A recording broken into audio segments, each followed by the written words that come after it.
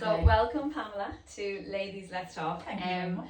So you are a trichologist. So what made you specialise in trichology after 30 years in the hair industry? So you're sitting, as you know, Jennifer, you're sitting in the salon and you're listening to clients' concerns and you're making them beautiful on the day. But it's more a case of you're getting these questions: why is it thinning? Why is this happening? My scalp is sensitive all the time. And it's not just about the product anymore. You're like, you got more like, why is it? And you start trying to investigate these things. And that's what led me to trichology then, to find these answers for women. Okay, brilliant. Yeah. So why do so many women notice changes in their hair during like perimenopause and menopause? So perimenopause and menopause is big fluctuation within the body at that time. And as much as hair can be, you know, it's a cosmetic thing for women, but it's also biological as well. So with estrogen, it's fluctuating all the time, and so is progesterone. Testosterone, not so much, but all these have an influx on the hair and how it relates to the follicle health. So it can slow down the growth, it can stay more in a resting phase, and the hair can sit there for a while, and you need to revamp that and to kind of give it more energy to grow. It also loses the protection of estrogen, so you don't necessarily have to have high testosterone. You just lose the protection of the testosterone or of the estrogen. So the testosterone actually becomes more dominant. And in some women, it can become, they're more sensitive to it. So you could have two women with the exact same levels, different pattern of hair loss, because one is more sensitive than the other to the actual. So it's a bit like your symptoms in general. With perimenopause, some can experience some and some. You know, I feel like with perimenopause, you're dealing with all that, and then hair loss. It just can really, you know, deflate you, can't it? Really, it's awful. And so it's great for women to have someone to actually go to. Absolutely, and menopause can just be the tipping point where there could be underlying factors there. But menopause is actually exposing them more as well. So it's not always just about the fluctuation of hormones. It can be insulin resistance, it can be lifestyle, it can be a lot of different things, you know. So you could have twins with the same genetics. And still how they live and how they respond to life and stress and what's going on for them, they can have totally different outcomes, you know. So how do you know if hair loss is hormonal, nutritional, stress related or genetic?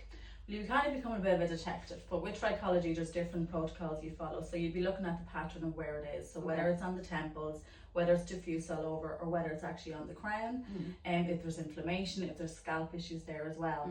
And then you go from their lifestyle factors, and sometimes you may request blood testing as well. So it's the bigger picture basically. It's the bigger picture and join the dots, you know. It's not just one size fits all, and everybody comes from a different angle. And you could have two representing with the same pattern of hair loss, but again, totally different reasons why, you know. So you mentioned blood testing. So why do you recommend blood testing for women experiencing hair loss or thinning hair? Yeah, so with blood testing, it's not always recommended. It's always good to have a baseline, but if you are using your scalp care, you're doing everything right, your exercise is good, your nutrition is good, and you're still feeling like you're not getting where you want to be with your hair loss, or the symptoms are still continuing, then a blood test can show underlying factors. So like we say about menopausal hair loss, there could be more to do that with that as well. So it could be insulin resistance, it could be many things, and not just the hormonal, but it's exposing everything else as well. So it can be multi-layered, and more times than not it is multifactorial when it comes to hair Very loss. interesting, because bloods, I suppose there'll be a lot said in bloods then really for your results. You'd find out a lot more then, wouldn't you? You would, and it's not just about a full iron panel, it's not just about iron, like, you know, there's different things, and that's why I created the panel to do is these markers. You can create different panels through the labs that we use. So I wanted these specific markers, so you're not just looking at one marker and going, oh, it could be that. You're saying it's not that because this is okay, but it could be this because that's off. It's all connected. It's all connected in all these different systems in the body. It's not just a one marker, you know. So it is really good to look internally. So what's the one thing you wish every woman knew about hair loss, scalp health and aging? So unfortunately it will hit us all. It's a case of being proactive. And scalp health is really, really important, and it's one thing that I think a lot of people ignore because they don't see it.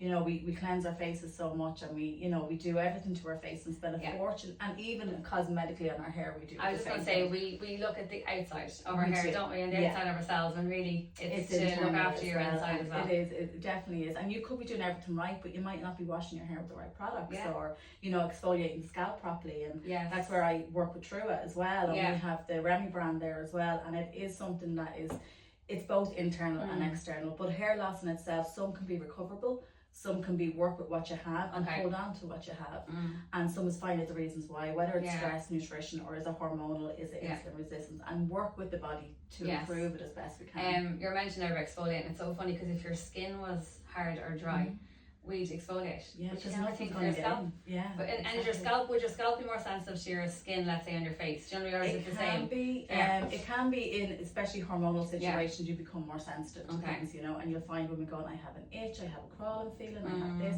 and it is all interlinked as well. Okay, and so your clinic, where are you based? So I am based in my own salon, so it's Renaissance Hair and Medi Spa, and the clinic is PS Trichologist. Okay, brilliant, absolutely brilliant. So I have your website, I'm going to link it under here, and if anyone has any questions, they can go to you on your website then. Absolutely, love to help. Absolutely brilliant, thank you so much. Thank you.